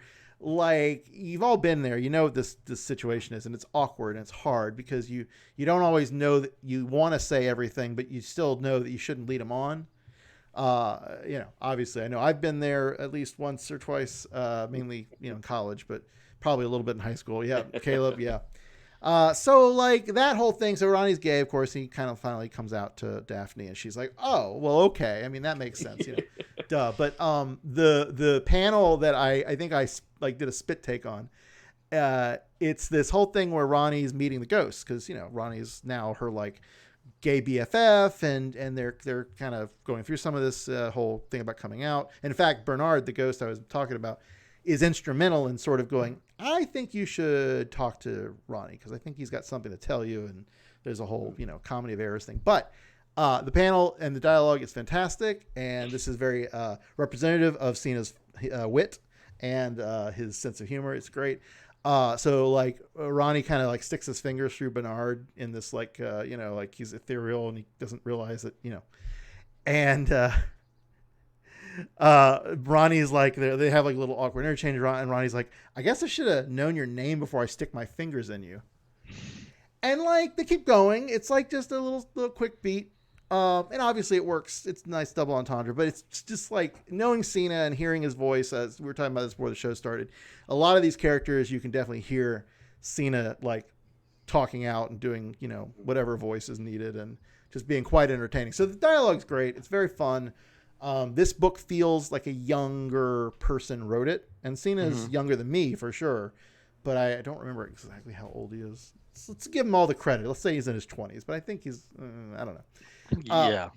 Either way, it's definitely got a good voice. If you want something in comics, again, that you're not going to find, you'll find more now than you did, a few years ago, but it's just fun. It's a fun book. It is a little melodramatic. There's this whole thing with the ghost. It's like a monster. You get to kind of find out a bit about his backstory and why he's such an asshole. And gee, it turns out he was an asshole in life too. So I like that they are exploring these different parts of the Rycroft Manor cast. And I actually, I feel like this is a show, or this is a comic that you could adapt into a show and it would be kind of interesting. So I don't know if, in Cena's mind, he's trying to write to that, but it's a very filmic feeling, like Netflix series kind of thing. So I've only gotten through, like I said, the first 4, and I'm enjoying it so far. Steve, I know you've read further. Yeah, I've read all the issues that he's put out. And when you said that, where it feels like it could be easily adapted to film, the type of comic this is, there aren't a lot of comics out there right now that are like this, where they're all about the interpersonal relationships and just the, it's just being done through the lens with that supernatural sort of take on some of these characters. But it feels to me, and I think some of that is helped by the art, which is fantastic, but it feels to me like, that it could be a manga. It has that very sort of like, there's a certain genre of manga where it is, just basically interpersonal relationships with some kind of twist. Yeah. And it's lots of dialogue heavy, lots of, emotional takes and very interesting character development through that, without having the need for like heavy action or like some kind of like crazy twist that's just gonna blow your mind. Yeah, the twists no, you don't need it. It's a little more slice of life, but with ghosts. And we touched on the art with Chauvin's art is fantastic. It is definitely influenced by manga. A lot of the younger, I should say, stop saying younger because really I'm just old. But a lot of the artists that are coming up in the last, let's say 15 years or so, they seem to all have a lot of heavy manga influence. And so you see that coming through. But you also see an animated, like Steven Universe is a good example just to get something in your head. But very, very colorful. The colors by Kathy Lee are very colorful. Again, different palettes for different eras. It's just a very pleasing book. And it's got drama, but a lot of it's very lighthearted. And even the action, like there's a little bit with that one ghost we were talking about who's just kind of an asshole. But even that isn't super dark and gripping or anything. It's all handled fairly well. So again, if you're a kind of person who you like comics in theory, you like manga potentially, but you really just want like slice of life, you want fun stories about interpersonal relationships, like Steve said, like I feel like this is a great book for that market. And just some great creators behind it. I'm very excited to see what else Siobhan has done and will be doing. Obviously very talented and quite a career ahead of her. And of course, Cena, again, if you liked Iceman, I mean, Iceman that he wrote was such a fun book. And even though it had action and all this other stuff, it was still pretty light and fun. And this book deals with queer themes, but, it's not, beating you over the head with it like that's a problem. But, for some people, it's like, I don't want to read a gay romance book, even though whatever we do, some gays don't want to read gay romance right books. Well, no, right. So it has the obligatory gay character and theme, but also still features and I almost forgot it actually in the second issue deals with not date rape, but certainly the precursors to date rape and sexual harassment and what consent means, and it doesn't do it in a heavy-handed I'm going to teach you a lesson way. It really is organic, and you can see that Daphne just makes bad decisions and gets in over her head and then tries to, be, like, no, hey, no. And then the ghosts have to intervene. So it was really a nice way to work that sort of subject in organically. So Caleb and Bill, I don't think you guys have read it, right? No, I haven't. I forgot about ordering the first book. And so I figured I'd hit it and trade at some point, like I've done with some other books. Most of Cena's stuff, though, I do get in single issues. In fact, just down the hall and into another room, I have a framed print of Bear dressed up as Robin. Yeah. Oh, yeah. I think with the Halloween with the bucket. Yeah, with the Halloween bucket. Yeah. I got that when he had that at New York. That was that was every so often you come by a print, and sometimes Wendy Freeman has a great name for pity prints. Where it's somebody you enjoy, but and you end up buying a print just because you feel bad, because no one's checking the thing. This doesn't work with Cena's thing. This is the anti-pity print. This was a print that you see that you had to get. Yeah. So. Okay. Awesome. I missed the bus on this one. I've got to go back and pick it up. But at least co-sign on Iceman. I absolutely loved that take. When you talk about witty banter, that's on point. One of the sharpest writers that comics has had in a while, especially from our perspective, because he is sassy. I mean, his books are sassy, and it's fun. Steve, since you're the one that's most likely to have read this, did you read any of his Power Rangers stuff? I did not. I knew you would allude to that because we haven't brought that up. But I know he was really excited about the Power Ranger stuff, and normally, as soon as he has something, I jump all over it. But Power Rangers for me is kind of I have difficulty reading Power Rangers, like comics or in any kind of like book form of it. For me, it's just such a very visual medium. Yeah. So or very like TV kind of. Yeah.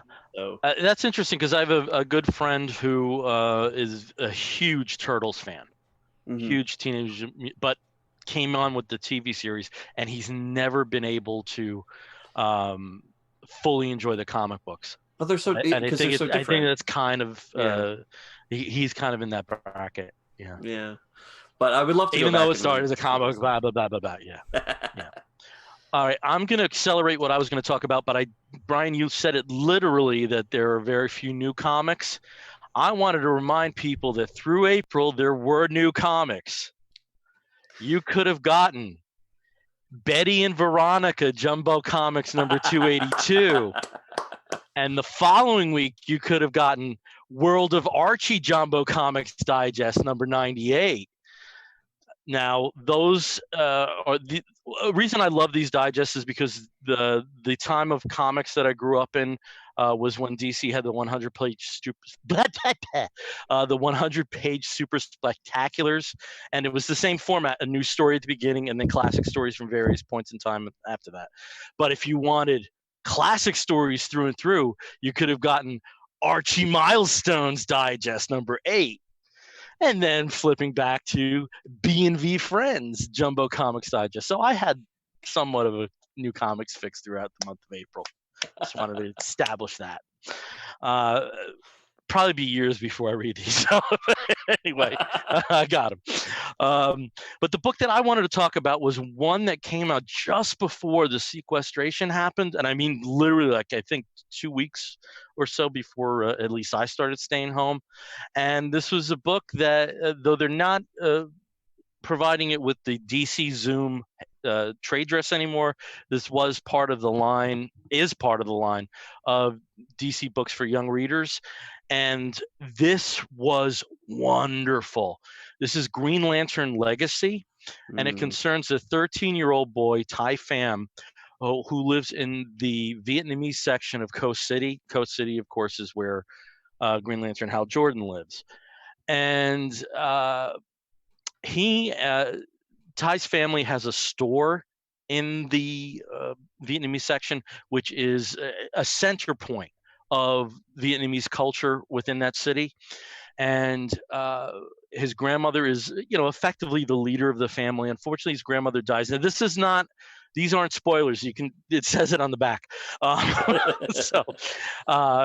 And through a series of events, it turns out that he discovers that Ty discovers his grandmother was a Green Lantern.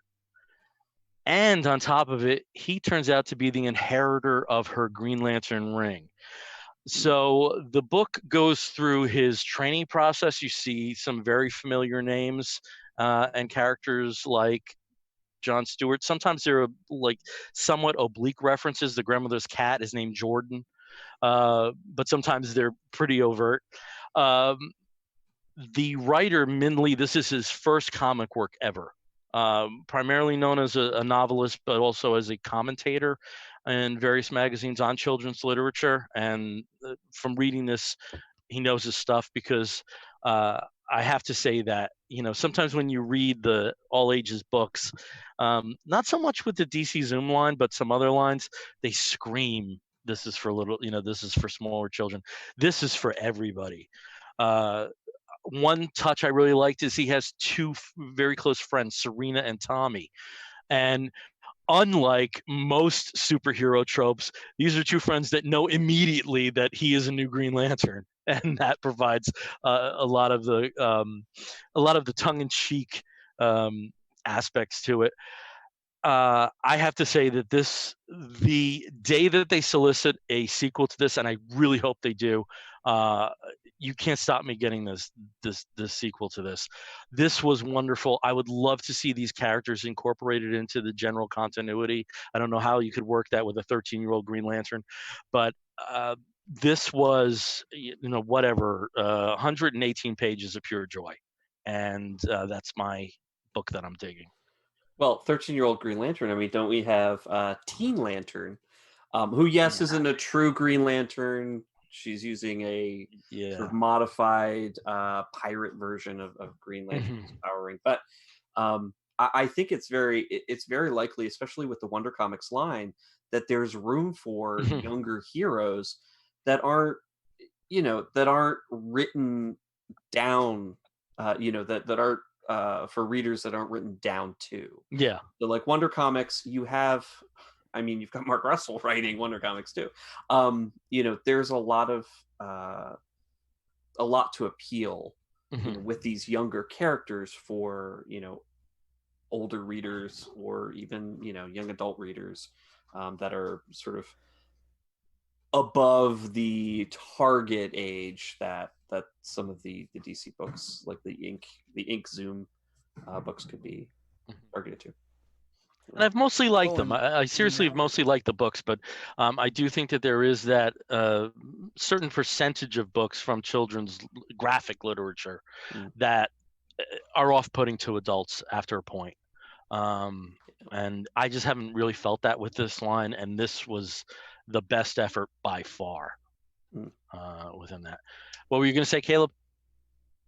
I was going to say, now that John Kent has been aged up, Damien's got a spot in the Super Sons line. So there's absolutely a place, there's absolutely a place in mainstream continuity for this type of character.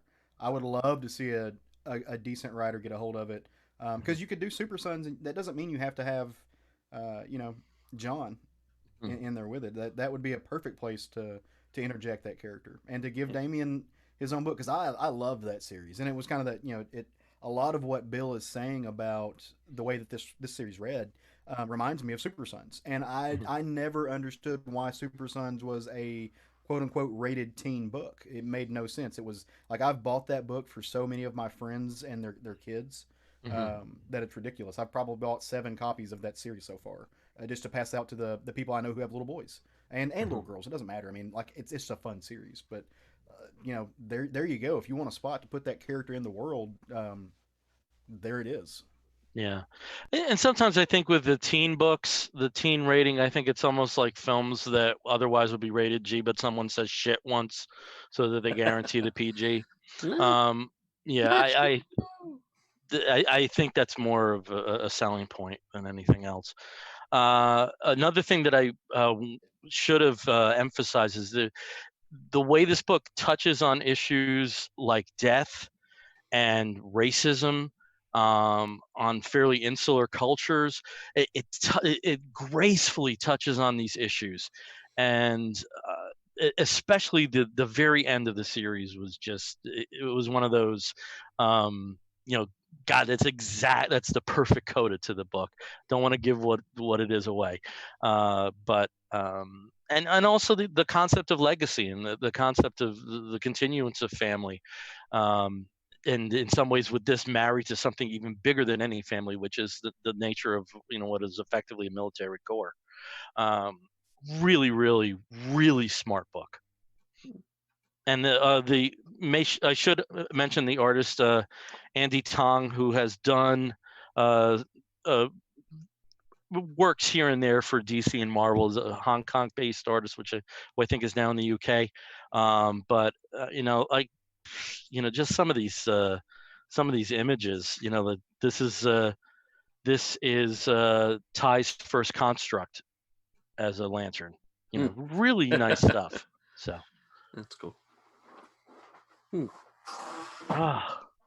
As I rub my eye, because I'm tired.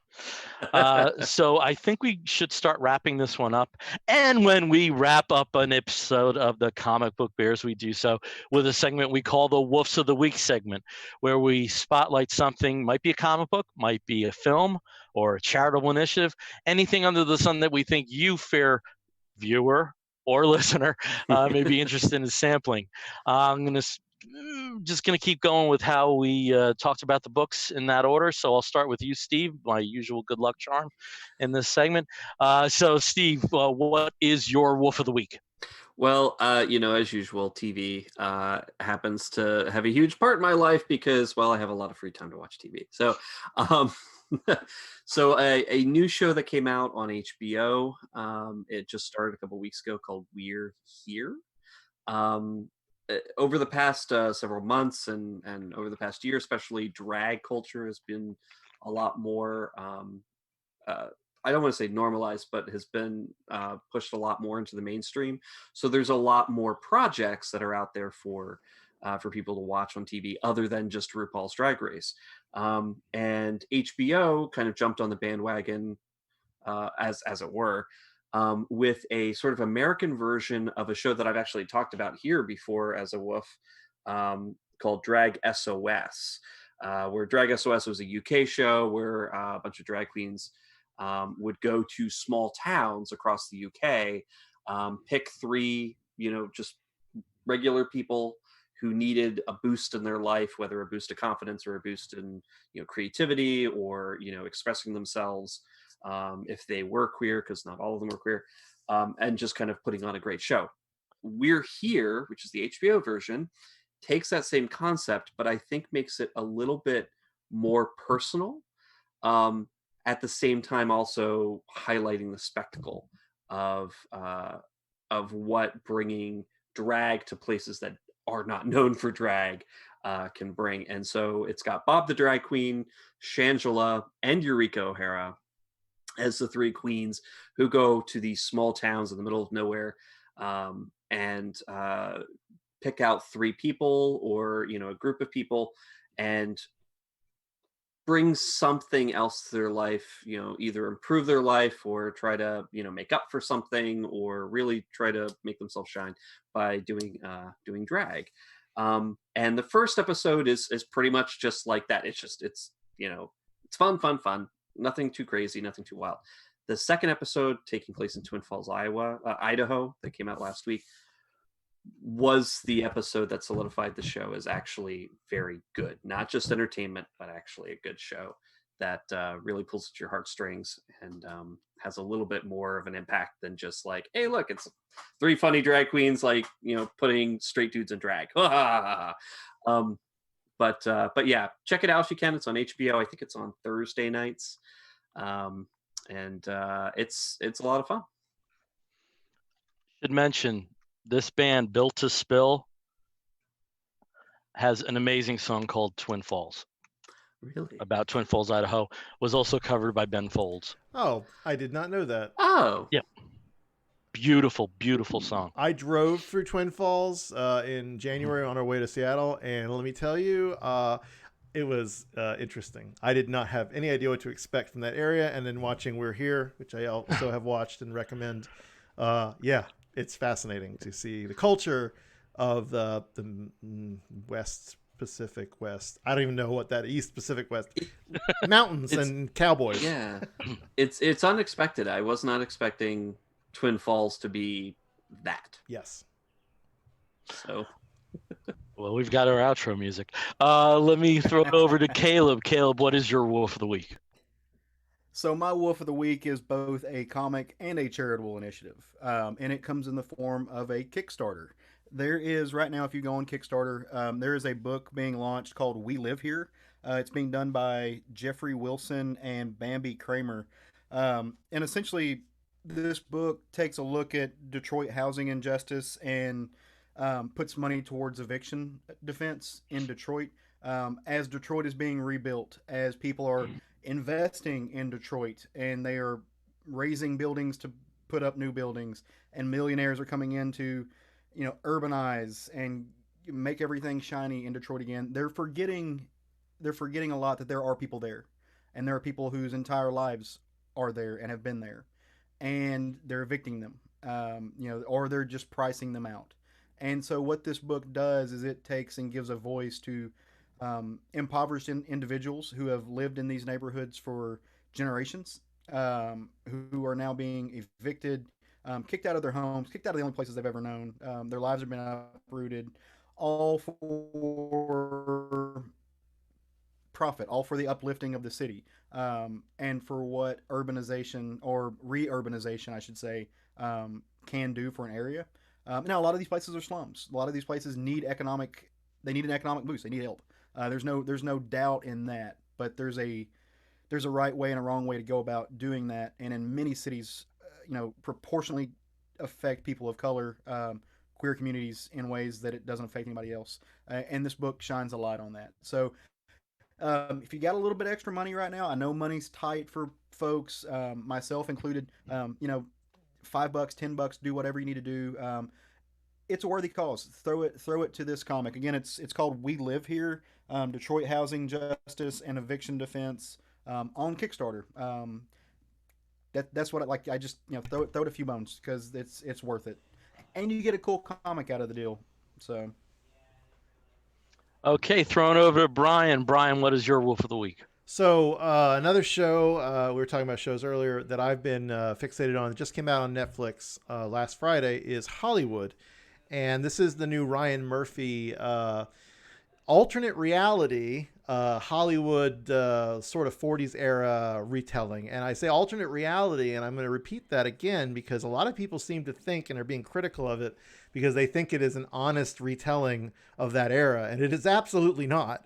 And no one has ever said otherwise. But I think people are getting a little upset for different reasons, some very valid, that it changes what happened in ways that I think are interesting and uplifting for certain segments. But some people are concerned that it paves over some of the really important stories that were told in that era. And I can also see that too, for sure.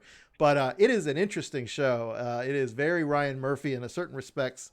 But another part of it is very Janet Mock in another respects, who's a very interesting queer storyteller in their own right. I'm fascinated by the role of Jim Parsons, or I think his name's Glenn. Or anyway, he's the agent, the slimy casting couch agent that Jim Parsons plays and has quite a time with. Also, there are so many new faces that I've never seen before in any TV or whatever, and we were looking them up, and a lot of them have done very little. One of the main guys, David Cornsweet, was the one of the characters in The Politician, who early on in the series was sort of an interesting, enigmatic rival to Ben Platt. So Darren Criss, some Dylan. Oh God, Dylan McDermott. I mean, I could go off on how amazing Dylan McDermott is in a role that's totally not like you've ever seen him in anything else. Yeah. And of course, like Patti LuPone, like the one of the most interestingly bitter but so magical in some ways actress from Broadway. Also key roles, and so highly recommend if you take in the idea that it is an alternate reality, but yet telling very specific and sort of period, real stories in a fictional world in that era, if that makes any sense. Mm-hmm. It is entertaining, and it is in some ways quite transformative, at least to my perspective. And it let Brandon and I, my boyfriend, and I have been watching it. We've delved into like, what was Rock Hudson's real story? Like, I want to read more about that. Or, I'm really interested to know, was there this kind of character? Or, they're George Cukor or some of these other personalities in that era. It's a great springboard if you want to learn more about Hollywood in that age. So anyway, if you have watched it, you probably have an opinion about it. I definitely have been enjoying it. It's a 7 episode series, so self-contained. And I don't know. I'm very much a fan. Well, it's a what if. It's what if, but written over Hollywood rather than and so like you said, there's a lot of stuff that's, hey, that happened, but the outcome was not that in any way, shape, or form. Right. That didn't happen. That's I think where a lot of the controversy comes from. People are complaining that it's washing over or wiping away the actual history to replace it with something that's a lot more palatable and uplifting. Yeah, like how it should have been. This is how it should have gone, right? Yeah. It's a what if. It's a what if. Yeah.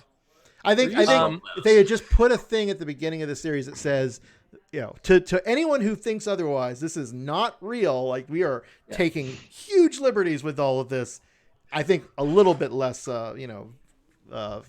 Maybe had like an after show where they actually provided the real story. That would have been great. Yeah. Like a documentary version of like, hey, this is what happened this episode. This is referring to the Dreamland, to that to the gas station, which exists. It was real, and it's it's even been referred to in other things. We'll see it. We'll see it in Jupiter's Circle. The only reason I haven't watched this is because I'm trying to get through Star Trek Discovery while I have the free month of CBS All Access. Yeah. Because after that, I don't think there's anything that's going to keep me there. So that's the only reason I haven't watched this yet. And with a 7 episode series, it sounds like it's a nice, very bingeable, rainy day. Mm-hmm. My partner Robert has watched all of it and thoroughly enjoyed it. I'm especially interested in watching Jim Parsons' take on Henry Wilson, who is a real life character. Henry, yeah. Oh my gosh, best. I think standout. I mean, some of the newer actors are amazing, but for Parsons, for anyone who knows him only from that show he's on. What's the Bazinga Big show? Bang Theory. Whatever the hell that thing is. Bazinga Like if that's show. all you know him from, and you watch this, your mind will just be blown. It's gonna be great. Yeah. So at some point I will watch. My wolf of the week is very conventional. It's not altruistic. It's not edgy television, but it's high quality television. Talked about it before we started recording, but I'm going to reiterate it now. So sorry if I'm boring the three gentlemen here. But for my wolf of the week, it goes to the finale of the Clone Wars on Disney Plus, the resumption of the Star Wars animated series that took 12 years to finish or whatever, with huge gaps between seasons. The first two arcs of this final seventh season were not really appealing to me. Bad Batch I could care less about. Really couldn't stand the two sisters that came into the story. But as a coda for a central part of the lives of Ahsoka Tano and Rex and Darth Maul.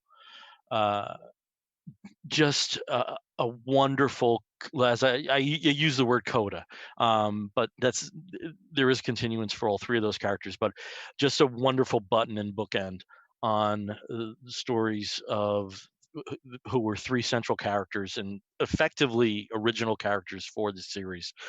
Yes, Maul appeared in the first of the prequels, but they really fleshed him out within the confines of the animated series. I would venture to say you'd get if you haven't been watching the show religiously and have been away from it for a while, or even if you want to just jump in knowing what you know about the feature films, the final 4 episodes are a film in and of themselves. And the last few minutes of the final episode, it's enough said. There's no dialogue, and there's no way there should be dialogue. It's probably the most poetic ending of an animated series that there will ever be, and a truly epic feel. And also, since this is a show that is computer generated, just some amazing visual effects in the battle scenes that happen within the last 4 episodes. So that is my wolf of the week, the finale of Clone Wars on Disney Plus. All right. So we're going to wrap this one up in a tidy bow. Again, we are the Comic Book Bears podcast. You can find us on the Twitter and the Tumblr and the Instagram as Comic Book Bears. You can find us on the Facebook as Comic Book Bears Podcast. If you want to write to us, please do so by sending an email to comicbookbears@gmail.com. And if you want to listen to us instead of view us, you can do so through iTunes, through Stitcher Radio, and some of the other podcatching platforms. Until next week, I'm Bill Zanowitz. I'm Brian Pittard. I'm Steve Morey. And I'm Caleb Alexander McKenzie. You're going to hear a wolf and an explosion. We'll be back next week. Take care, everyone.